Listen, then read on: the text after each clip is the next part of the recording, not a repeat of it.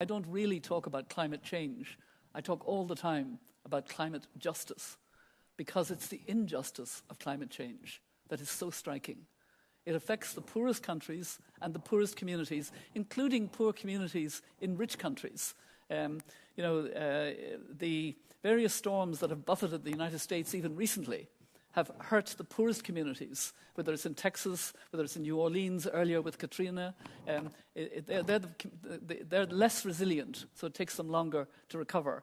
And of course, recently, the Hurricane Irma devastated the poor islands of the Caribbean and literally flattened a few of those islands beyond anybody being able to continue to live there, at least for the moment.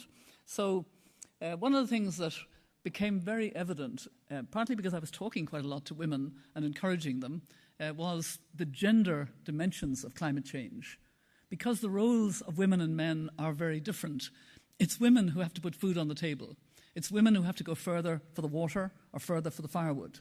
So if you've got severe drought, it makes it much, much worse. And the impacts of undermining poverty, undermining poor livelihoods anyway, which is what climate is doing, and setting back development, that impacts particularly on women in trying to hold their families together and trying to fight back.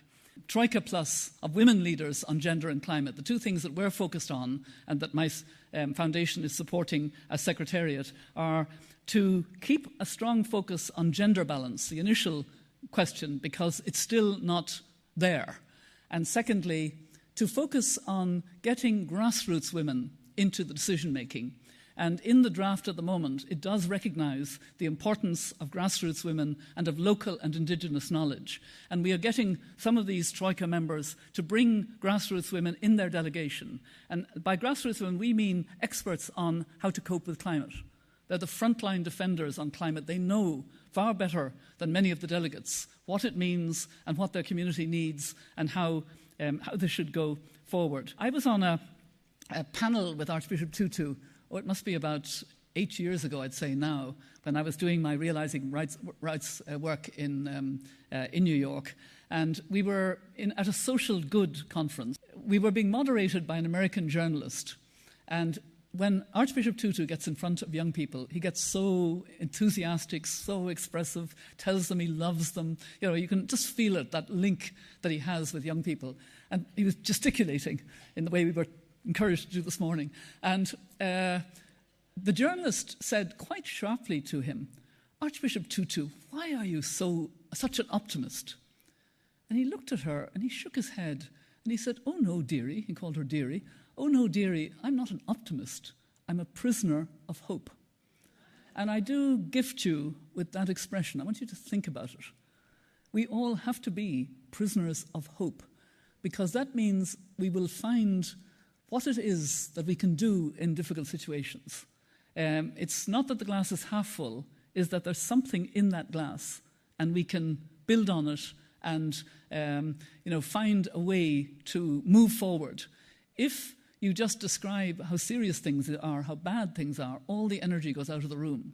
It becomes completely deflated and everybody feels, whereas if you're a prisoner of hope, no matter how difficult, then you just say, yeah, I can do this, I can do this, I can change things. And that was something that I learned, but I didn't learn how to articulate it until Archbishop Tutu.